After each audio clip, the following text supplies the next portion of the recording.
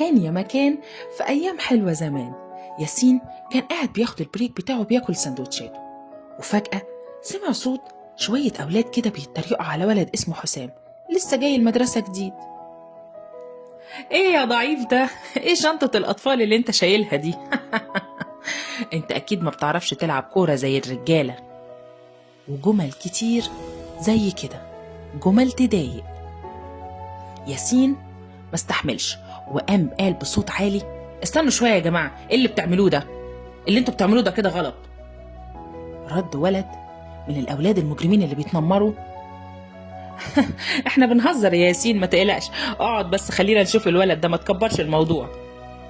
ياسين رد بقوة وقال له: الهزار لما يكون كل اللي قدامك قاعدين بيضحكوا، لكن تبقى انت بتضحك واللي قدامك قاعد خايف ومتضايق؟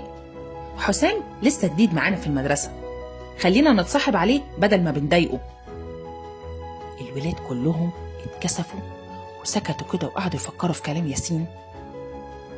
واحد منهم قال له: انت عندك حق يا ياسين، احنا اسفين، ما كانش قصدنا نضايقه، احنا يمكن كنا عايزين نتصاحب عليه بس مش عارفين ازاي. حسام احنا اسفين. وكل الاولاد اللي واقفين اعتذروا لحسام. ياسين كان مبسوط جدا ان قدر يخليهم يفكروا كويس ويبطلوا تنمر، ومن اليوم ده ما بقاش في اي حد في المدرسة بيتنمر على حد. كل ده بسبب ياسين.